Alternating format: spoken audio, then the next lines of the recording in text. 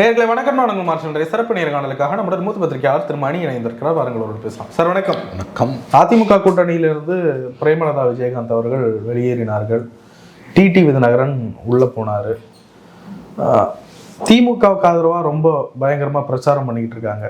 பிரேமலதா அவர்கள் போன இடத்தை டிடி விதிநகரன் ஃபில் பண்ணிட்டாரா? டிடிவிக்கு ஒரு வாக்கு வங்கி இருக்குது. அந்த 21 அமித்ஷா சொன்னதை எடப்பாடி கேட்டிருந்தாருன்னா இந்நேரம் தமிழ்நாட்டு அரசியலே வேறு. டிடிவி உடைச்ச 23 தொகுதியால் தான் திமுக ஆட்சிக்கே வந்தது. இந்த மாதிரி அந்த தவறு நிகழக்கூடாதுன்னு தான் டிடிவியை உள்ளே இழுத்துருக்காங்க. தேமுதிக அது ஒரு அதாவது தெளிவாக அவங்களோட வாக்கு வங்கி என்பது 2024 0.45% தான். 0.5% கீழே, 1% கீழே இருக்கக்கூடிய ஒரு கட்சிக்கு இவ்வளவு முக்கியத்துவத்தை திமுக ஏன் கொடுக்குதுன்னு தெரியல. அமமுகவோட நீங்கள் தேமுதிக ஒப்பிட முடியாது. ஒரு தேர்தலை வச்சு நம்ம கணிச்சிட முடியாதுல்ல. அவங்க 9 தேர்தலை வச்சு கணிப்பீங்களா? அதுக்கு முன்னால் எல்லாமே சைபர் தான். எல்லாம் 2011 பிறகு தொடர்ந்து சைபர். 2011 பிறகு எல்லாம் சைபர். வாக்கு வங்கின்னு பார்த்தீங்கன்னா 2009 9% போனது. அதுக்கு பிறகு 11 29 சீட் ஜெயிச்சாங்க. அதுக்கு பிறகு டோட்டல் கொலாப்ஸ். 14 16 19 21 24 5 தேர்தல் சைபர். கடைசி வாக்கு வங்கி 0.45%. அது அளவுகோல் இல்லைன்னா வேறு எது அளவுகோல்? 5 தேர்தலில் படுதோல்வி. கடைசி தேர்தலோட வாக்கு வங்கி 0.45%, 0.5% கீழே, 1% கீழே. இதை விட வேற என்ன ஆதாரம்? அமமுகவுடைய வாக்கு வங்கி அதை விட கூட. அதனால் இந்த ஒப்பீடை தவறு. டிடி விதிநகரன் அவர்களுடைய பிரச்சாரம், எடப்பாடி பழனிசாமி அவர்களுடைய ஒரு பக்க பிரச்சாரம், மற்ற பிஜேபி தலைவர்களுடைய பிரச்சாரம், மக்கள் மத்தியில் என்டிஏ கூட்டணிக்கு என்ன ஆதரவு தெரியலங்க. அதை கேஜ் பண்ண முடியலன்ற நான் தான் சொல்கிறேன். நீங்கள் திரும்ப திரும்ப அதையே சுற்றி வரீங்க. இது மக்கள் மனங்களில் என்ன இருக்குன்றது நம்ம இப்போ மே 4ஆம் தேதி தான் தெரியும். ரெண்டாவது கிரெடிபிளான ஒப்பீனியன் போல்ஸ் எதுவும் வரவும் இல்லை. இனிமேல் போடவும் முடியாது. ஏன்னா இந்த ப்ராசஸ் ஸ்டார்ட் ஆகிடுச்சு. ஃபஸ்ட்டு ஃபேஸ் முடிஞ்சிடுச்சு. அதனால் இது 29ஆம் தேதி முடிஞ்ச பிறகு எக்ஸிட் போல் வரும். அதில் வழக்கம் போல் புழுவானுங்க. எல்லா டிவியும் திமுக ஜெயிக்குதுன்னுவான். 4ஆம் தேதி மே 4ஆம் தேதி தான் நமக்கு தெரியும்.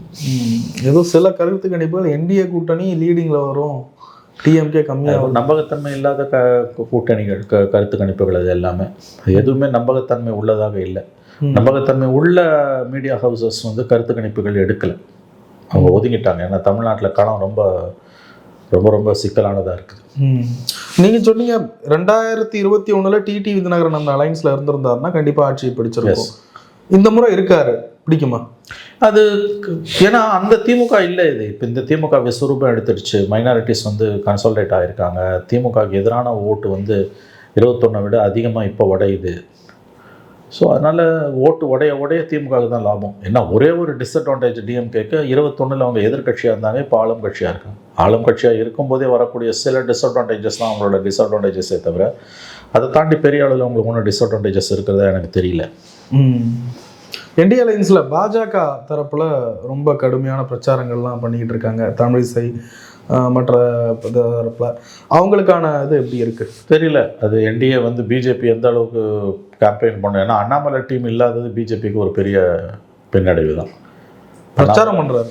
அவர் பிரச்சாரம் பண்ணுறாரா அல்லது உள்கூத்தான்றதும் தெரியல நமக்கு. அவருடைய ஆட்கள் யாருக்குமே சீட்டு கொடுக்கல. அப்போ அதுக்கெல்லாம் ஒரு எதிர்வினை இருக்கும். அண்ணாமலை பிரச்சாரத்துக்கு போனால் கூட அது ஒர்க் அவுட் ஆகுமா நீங்கள் பார்க்கணும். ஏன்னா அவருக்கு சீட்டு கொடுக்கல, அவர் ஆளுங்களுக்கும் சீட்டு கொடுக்கல. அப்போ அந்த பிரச்சாரம் என்ன லட்சணத்தில் நடக்கும் உங்களுக்கு? எடப்பாடி பழனிசாமி என்னதான் இருந்தாலும் கடுமையாக போய் களத்தில் நிற்கிறாரு. ஆமாம், ஓய்வு இல்லாமல் நிற்கிறாரு. ஆமாம். எந்த அளவுக்கு இருக்கு அவருடைய பிரச்சாரம்? அதனால் கடந்த 4-5 நாட்களாக ஓரளவு பிக்கப் ஆயிருக்கு எடப்பாடியோட பிரச்சாரம். ஓகே, பிரச்சாரத்தோட ஆரம்ப கட்டங்களில் இருந்ததை விட இப்போ கொஞ்சம் காலம் ஸ்லைட்டாக அப்படி நகருது. 2-3 மாசமா இருக்காரு சார் களத்தில் இருக்காரு. பட் இப்போ அந்த அதிமுகவுக்கு சார்பான ஒரு சிறிய அளவிலான அல்லது ஒரு சிறிய அளவுக்கு சற்றே மேம்பட்ட அளவிலான ஒரு வரவேற்பு அதிமுகவுக்கு கூடிக்கொண்டிருக்கிறது. பட் அது ஜெயிக்கிற அளவுக்கு போகுமான்றது டவுட்ஃபுல். போவாது, அப்படிதான் எனக்கு தோணுது. Some miracle happens. அதிமுகவில் இருக்கிற 2ஆம் கட்ட தலைவர்கள்லாம் எப்படி நம்பிக்கை இல்லாமல் இருக்கிறார்கள். பர்சனலாக பேசும்போது ஏடிஎம்கேல யாருக்குமே ஆட்சியை கைப்பற்றுவோம் என்ற நம்பிக்கை இல்லை.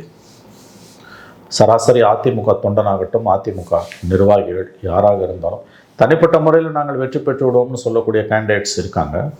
அதிமுக ஆட்சியை பிடிக்கும் என்ற நம்பிக்கை அநேகமாக பெரும்பாலானவர்களிடம் இல்லை. என்ன காரணம்? களம் அந்த மாதிரி இருக்குங்க. விஜய் வராதது உங்களுக்கு உளவியல் ரீதியாக ஒரு பெரிய ஒரு அடி. விஜய் வந்திருந்தா களம் முடிஞ்சிருக்கும் நேரம். இல்லை சார், திமுக மேலே இவ்வளோ ஆன்டி இன்கம்பன்ஸ் இருக்குன்னு சொல்கிறாங்க, இவ்வளோ பிரச்சனைகள் இருக்கு. ஆன்டி இன்கம்பன்ஸ் இருந்து என்னங்க பிரயோஜனம்? அது இருக்குன்றது உண்மை. அது உடையுது. ஒரு பக்கம் விஜய்க்கும் ஒரு பக்கம் ஏடிஎம்கேக்கும் சரிபாதியாக உடையுது. இல்லை மீறி இருக்கிறது இந்த சீமான ஓரளவுக்கு. அப்புறம் இந்த 4 கட்சிகள் புதுசாக வந்தவங்க பேக்கெட்ஸில் ஒரு 30 தொகுதிகளில் சசிகலா, ராமதாஸ், வேல்முருகன், கிருஷ்ணசாமி இவங்க உடச்சி தூக்கிட்டு போகிறாங்க. யாருக்குமே இல்லாத அதிர்ஷ்டம் இன்றைய திமுகவுக்கு இருக்குது. ஏன்னா அதிகாரத்தில் இருக்கும்போது அவங்களுக்கு எதிரான வாக்குகள் வந்து இவ்வளோ தூரம் கடந்த காலங்களில் உடைஞ்சதே கிடையாது. 6 கூறா உடையுது. அதனால் ஆன்டி இன்கம்பன்சி எவ்வளோ இருந்தாலும் அவங்க கவலைப்பட வேண்டியதில்லை. பிகாஸ் அது கன்சால்டேட் ஆகலை. கன்சால்டேட் ஆனால் தான் இப்போ ஜெயிக்க முடியும். கூட 2016 அந்த நிலைன்னு புரிஞ்சுக்கலாமா? மக்கள் நல கூட்டணி வந்து உடைச்ச மாதிரி விஜய் உடைக்கிறாரு. அதை விட அதிகமாக உடையுது. மக்கள் நல கூட்டணி 1.5% ஓட்டு, இது அதிகமாக போகும். அதை விட அதிகமாக உடையுது. அங்கே என்ன அவங்களுக்கு வந்து ஒரு பக்கம் திமுக காங்கிரஸ், இன்னொரு பக்கம் ஜெயலலிதா தனியாக போயிட்டாங்க, இன்னொரு பக்கம் மக்கள் நல கூட்டணி. 3 முனை போட்டி தானே அது. இது 6 முனை போட்டி இல்லை. ஒவ்வொரு இடமும் உடைக்கிறாங்கல்ல. திமுக பிரமாதமாக அதை செஞ்சுருக்காங்க. அதிர்ஷ்ட தேவதை திமுக பக்கம் நின்று அருள் பாலித்துக் கொண்டிருக்கிறாள். தன்னுடைய கோர் ஓட் பேங்கை ஏடிஎம்கே அப்படியே வச்சிருக்குங்களா சார்? இழந்திருக்கு. விஜய் பக்கமும் அது செதறி இருக்கு. ஸோ பேரதிசயம் நிகழ்ந்தால் வழி அவர்கள் வெற்றி பெற முடியாதுன்னு தான் எனக்கு தோணுது. நம்பர்ஸ் கேம் தான் இது. Numbers game. சின்ன சின்ன கட்சிகளை எனக்கு தெரிஞ்ச அவர் பர்செப்ஷன் மாறல ஜெயிக்கிறதுக்கு தேமுதிகவை, கிருஷ்ணசாமி எல்லாம் உள்ள சேர்த்துருக்கணும். காம்ப்ரமைஸ் பண்ணி சேர்த்துருக்கணும். 0.5% தானே. பட் ஸ்டில் பர்செப்ஷன் ரொம்ப முக்கியம். அதுதான் நான் சொல்கிறேன். பாலிடிக்ஸ்ன்றது வந்து லார்ஜ் எக்ஸ்டென்ட் பர்செப்ஷனில் தான் நடக்கும். கிரவுண்டில் அதுக்கப்புறம் தான் நடக்கும். தேமுதிக, கிருஷ்ணசாமி, வேல்முருகன் இவங்களெல்லாம் நீ உள்ளே கொண்டு வந்திருந்தீங்கன்னா சிறுதுளி பெருவெள்ளம். யோசிச்சு பாருங்கள். ஜெயலலிதா மரணத்துக்கு பிறகு தொடர்ந்து தோல்வியை தான் தழுவுறாரு எடப்பாடி. ஜெயலலிதா மரணத்துக்கு பிறகு தொடர்ந்து வெற்றியை அடைந்து கொண்டிருக்கிறார் ஸ்டாலின். வெற்றி பெற்று கொண்டிருக்கக்கூடிய ஸ்டாலின் சின்ன சின்ன கட்சியை கூட சேர்த்துக்கிறார். ஆனால் தொடர்ந்து தோல்வி அடைந்திருக்கக்கூடிய எடப்பாடி எல்லாரையும் வெளியேற்றிட்டு இருக்காரு. செட் ஆகலையா அவருக்கு? தெரியல. ஏன்னா யோசிங்க, நீங்கள் 3 தேர்தலில் தொடர்ந்து வெற்றி, 4வது தேர்தலையும் வெற்றிக்கான வாய்ப்புகள் அதிகம் ஸ்டாலினுக்கு. பட் அவர் எல்லாரையும் சேர்த்துக்கிறார்ல. சின்ன சின்ன கட்சி, 1 உறுப்பினர் 2 உறுப்பினருக்கு கட்சியை கூட உள்ள வா அதை ஜோக்கா சொல்லலாம். அறிவாலயம் பக்கம் போயிடாத, கப்புன்னு பிடிச்சி உள்ளே போட்டுருவானுங்க. ஒரு மாலையை போட்டு ஒரு சீட்டு குத்து கேண்டிடேட் ஆகிடுவானுங்கன்னு. உன் பக்கம் ஒரு அமைப்பு இருக்குது, உங்கள்கிட்ட ஒரு லெட்டர் பாடு பார்ட்டி இருக்குன்னா, அந்த மாதிரி ஒரு அணுகுமுறையில் அவர் இருக்கார். தொடர்ந்து வெற்றிகளை குவித்தாலும் சிறிய கட்சிகளை கூட விடக்கூடாது, சிறுதுளி பெருவெள்ளன்னு எல்லாரையும் அரவணைச்சுக்கிறார். தொடர்ந்து தோல்வி தான் இருக்குது. ஆனால் ஏன் யாரையும் உள்ளே சேர்த்துக்காமல் யார் வெளில போகிறீங்களோ போயிட்டு வாங்கன்னு வழி அனுப்பி வைக்கிறார். விஜய் அரவணைச்சிருக்கணுமா எடப்பாடி பழனிசாமி? அவர் வரலைங்க, தப்பாக பேசுகிறீங்க. விஜய் வரல. ஏடிஎம்கேக்கும் பிஜேபிக்கும் விஜய் எடுத்த முடிவு அது. காங்கிரஸ் விஜய் கூட்டணி வராமல் போனதுக்கு காரணம் காங்கிரஸ். ஆனால் ஏடிஎம்கே பிஜேபி விஜயோட போகாமல் போனதுக்கு காரணம் விஜய், இவர்கள் கிடையாது. அதனால் விஜய் தனித்து விடப்பட்டார் என்பது ஃபேக்சுவலி ராங். அதிமுகவும் பாஜகவும் மிகுந்த எதிர்பார்ப்பில் இருந்தார்கள் விஜய் தங்களுடன் வர வேண்டும். விஜய் வேணான்னு முடிவு பண்ணிட்டார். அது இவங்களுக்கு அடிதான், பெரிய அடி அது. பிரவீன் சக்கரவர்த்தி அவர்கள் ஒரு விஷயம் சொல்லியிருக்காரு, போய் விஜயை மீட் பண்ணணும், ஒரு காங்கிரஸ் முக்கிய தலைவரும் எங்க கூட வந்தாரு, அதுக்கு பிறகு அதெல்லாம் கெட்டு போச்சுன்றார். எப்படி புரிஞ்சுக்கிறது? அவங்க காங்கிரஸ் மேற்கொண்ட முயற்சி தோல்வியில் முடிந்ததுங்க. ராகுல் காந்திக்கு இந்த அலையன்ஸில் விருப்பம் இல்லை. இது சோனியா காந்தியோட முடிவு, முழுக்க இது சோனியா காந்தியோட முடிவு. பிரவீன் சக்கரவர்த்தி இவ்வளோ ஓப்பனாக சொல்கிறாருன்னா ராகுல் காந்தி சம்மதம் இல்லாமல் போயிருக்க மாட்டார். இது கடைசி கட்டத்தில் சோனியா காந்தி எடுத்த முடிவு. ஏன்னா ஆல்மோஸ்ட் அலையன்ஸ் கொலாப்ஸ் ஆகிடுச்சு அன்றைக்கி திங்கட்கிழமை நைட் அன்னைக்கு. மறுபடியும் ஏதோ மிரக்கல் ஹேப்பன்டு, அது காப்பாற்றப்பட்டது. சோனியா காந்தி தலையிட்டால தான் இந்த அலையன்ஸ் தப்பி பிழைத்தது. அவங்க காங்கிரஸ் விஜயோட போயிருந்தாலுமே திமுக பாடு திண்டாட்டமாக இருந்திருக்கும். அப்படி ஒரு பேச்சுவார்த்தை நடந்து காங்கிரஸ் இழுபறி கொடுத்தது உண்மை எப்பொழுது? 100% உண்மை, 100% உண்மை, 100% உண்மை. அது பிரவீன் சக்கரவர்த்தி தெளிவாக சொல்கிறார். கடைசி நேரத்தில் காப்பாற்றப்பட்டது அலையன்ஸ். விஜய் சொல்றாரு காங்கிரஸ், உண்மையான காங்கிரஸ் எங்க பக்கம் தான் இருக்கு. தொண்டர்களை சொல்றாருங்க, அது டு லார்ஜ் எக்ஸ்டென்ட் உண்மைங்க. அது 21 இருந்த ஓட் ட்ரான்ஸ்ஃபர் காங்கிரஸோட கோர் ஓட் பேங்க்கு திமுகவுக்கு 21 போன மாதிரி இப்போ சத்தியமாக போகாது. விஜய் சொல்கிறது அந்த விஷயத்தில் ஓரளவு உண்மைதான். காங்கிரஸ் கோர் ஓட் பேங்க்கு விஜய் பக்கம் திரும்புது. அவர்களுக்கு இந்த கூட்டணியில் விருப்பம் இல்லை. காங்கிரஸ் தொண்டர்களுக்கு இந்த கூட்டணியில் விருப்பம் இல்லை. ரொம்ப ஜெல்லான அலைன்ஸ் தானே அது கரெக்டு. பட் 3 தேர்தல்கள் 4வது தேர்தலில் திமுக தங்களை வெஞ்சிக்கிறது, இழிவுபடுத்துகிறது என்ற கோபம் அவர்களுக்கு வந்திருக்கு. கூட தானே சார் கொடுத்துருக்காங்க. கூட 3 கொடுத்தாங்க. அவங்க கேட்டது 41 கேட்டாங்க. அவங்க கோணத்துலேருந்து பாருங்கள், அது சரி தப்புன்ற உங்கள் ஆர்குமெண்ட்டத்துக்கு குப்பையில் போடுங்க. அவன் எப்படி இதை பார்ப்பான்னு நீங்கள் பாருங்கள். அதை தாண்டி லோக்கல் பாடிஸில் அவங்கள வஞ்சித்தது திமுக 21 இந்த 3 சீட் 5 சீட்டு கிடையாது. ஆக்சுவல் இஷ்யூ லோக்கல் பாடிஸில் அது எல்லா கூட்டணி கட்சிகளுமே அதில் மனம் விரும்பி தான் இருக்காங்க. காங்கிரஸ் எல்லாம் பெரிய அளவில் வஞ்சிக்கப்பட்டது லோக்கல் பாடிஸில்.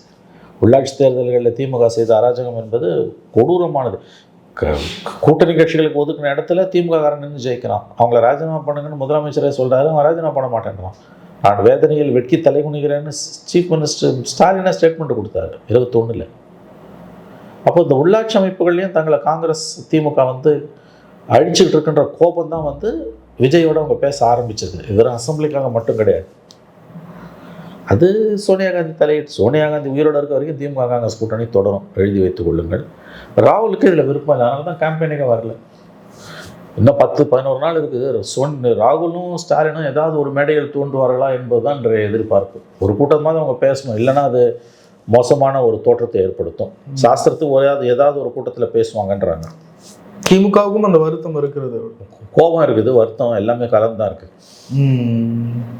டிஎம்கே ரொம்ப ஜாலியாக பிரச்சாரம் பண்ணிட்டு இருக்காங்களா, ஸ்ட்ரெஸ் இல்லாமல்? இல்லை அப்படிலாம் இல்லை. அவங்க நான் முதல்ல சொன்னதாங்க, அவங்களுக்கு ஆசை இருக்குது, பயம் இருக்குது, ஆனால் ஜெயிக்கணுன்ற உழைப்பும் இருக்குது அவங்கக்கிட்ட. 3 இருக்குது. அவங்க ஜெயிச்சணும்னு நம்புகிறாங்க, ஆனால் அதுக்காக நம்ம உழைக்காமல் இருந்துடக்கூடாதுன்ற எச்சரிக்கை உணர்வும் அவங்களுக்கு இருக்குது. அவர்களுடைய ஆசைக்கும் அவர்களுடைய அச்சத்துக்கும் இணையாக அவர்களிடம் உழைப்பும் இருக்கிறது. எப்படியாவது ஜெயிக்கணும்னு அவங்க கடுமையாக உழைச்சிட்டு இருக்காங்க. அதை நம்ம பாராட்டி தான் தீரணும். நிறைய விஷயங்களை நன்றி சார்.